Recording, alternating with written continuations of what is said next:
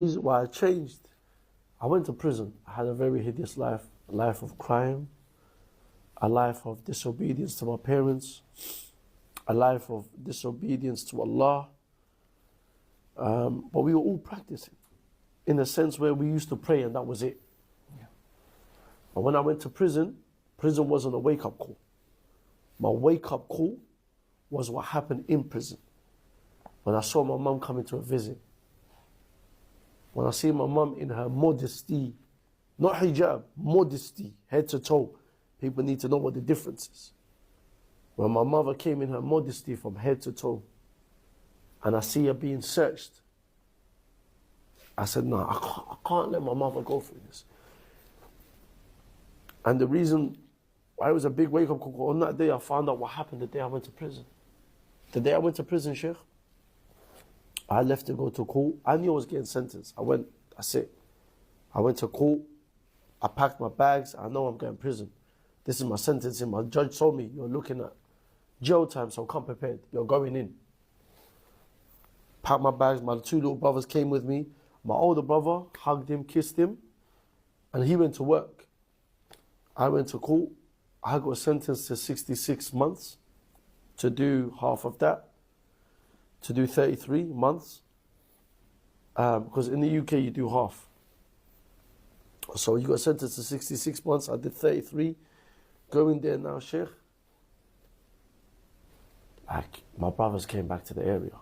The same day my brothers came back to the area. My youngest brother and his friends, they were waiting around somewhere. Then they came across some enemies. So now they contacted my other brother saying, yo, you need to come down. These times, the day before, we was playing with a shotgun just to make sure it's loaded or whenever. So my other brother's getting messages, come down, there's issues there. Like he's panicking now. He jumps on the push bike, he comes down to the area, comes down with a shotgun. He's across the road now. He's looked at my brother and his friends like, where is he? The guy was acting like a civilian, the guy that was our enemy. He came around the bus stop, stabbed my brother twice in the neck, once in the chest. My brothers fell off the bike now. My youngest brothers run across the road, they're having a knife fight. He stabbed my brother 11 times. My brother stabbed him like around 18, 19 times. So they're just going at it. But when you're that adrenaline is coming in, you're just going in. And then my youngest brother runs to my brother, and this is subhanAllah, I said to my brother, look, you see, when you love and when you go life through pain, you know how to bond with each other. My youngest brother saw his older brother on the floor when the blood is just squirting out. And even though he's got 11 holes in him, he's putting pressure on the brother on his neck and looking at him. Then my other friend took out the shotgun from the bag and shot the guy in the back. Took off his whole shoulders. Man, then would say, but you're a criminal, you don't deserve it. No, bro, this was survival. What are you talking about? You don't know. I understand. It wasn't, you told me a little bit about it, that your upbringing and the bullying Sheikh, and how you end up. Sheikh, we've never ever done nothing for status. People just kept going at you. It wasn't over, some people might think it's, you know, what happened. But I gathered from you it was nothing about drugs or anything like that. Nothing, Sheikh. People were just after you, just happened to be in the wrong place, and your circumstances and your background. That's what you were telling me. Sheikh, it upsets me to know that the Muslims call us criminals. You didn't choose that. Thank you. It upsets me that the Muslims call us criminals. That the Muslims like, look at this roadman, ex-roadman, now he thinks he's an imam. But shut your mouth. What are you talking about? You have no idea, Sheikh. You never said you're an imam. Amongst us, you've acted like a very humble young student who was ready to learn. And we have to take it easy on you and be fair to you and merciful and compassionate to you. I've learned so much about you in these 4 days, Akhi Ayman. I see you like almost, I mean, I don't look it, but I'm old enough to almost be like your father. 100. And I see you like a nephew that is ready to be guided, and I think we need to invest in you, and we need to help you and empower you and nurture you, and you get more knowledge, inshallah, more wisdom, because you have a foundation we don't have, and that is you understand the youth better than anyone else. Perhaps Allah subhanahu wa ta'ala may have did all these circumstances for you to bring something out of you. But youth should understand that this is not the life. And they should not follow. It's not cool. It's a rough, tough. I can tell you are full of pain. Alhamdulillah. You are full of pain. And you're finding for the first time your paradise.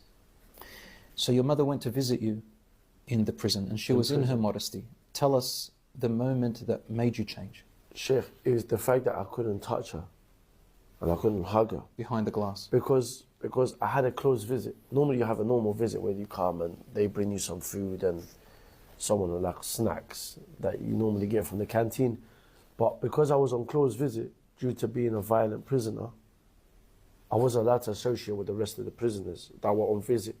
I had to have my own room. And in that room, there's a big glass from side to side, and I couldn't even smell her. And then it was difficult for me. No. And I wanted that. I wanted that comfort for my mum. And then finding out that it's taken her 3 hours to come to me and 3 hours to go back. Why am I going to let my mother now? She's come to see her son, and bear in mind, Sheikh, my brother's caught that case on the same day I went to prison. So my mother saw 3 of her kids out of 4 in prison, all at the same time. How did that make you feel? Oh, Sheikh, it crumbled me. That's what made me change, and I made the oath to myself. Astaghfirullah. I myself made the oath to Allah, and I made the oath to my mother. I said, I'm never going to go back to the sick and twisted ways that I was. I'm making a promise that I'm going to be, inshallah, coming out. Bear in mind, I never ever got hurt on the streets. I got rushed, that's nothing. But actually getting stabbed or getting shot, no. I got shot at by my enemies on 3 different occasions, but alhamdulillah, no bullet touched me. The reality, Allah had me. But when I came out of prison, I got tested. And while my brothers were still in prison, I came out of prison, I was tested as in like, and Allah told you, you claim you believe and you won't be tested. Let me test you to see if that oath you made with me in prison meant something, or that oath you made with your parents meant something. And I got stabbed the first time by a friend at a train station on my way to a dentist appointment. I saw him. This is the same guy that I actually had a fight with back in the day, before prison. I found that he became a Muslim. Allah. I saw him at the train station. We hugged it out. We said salam to each other and happy days. I said to him, "Bro, forgive me. You're Muslim now. You're my brother. I got you." Like, do you understand? He goes to me, "So you're not going to go back to the roads?"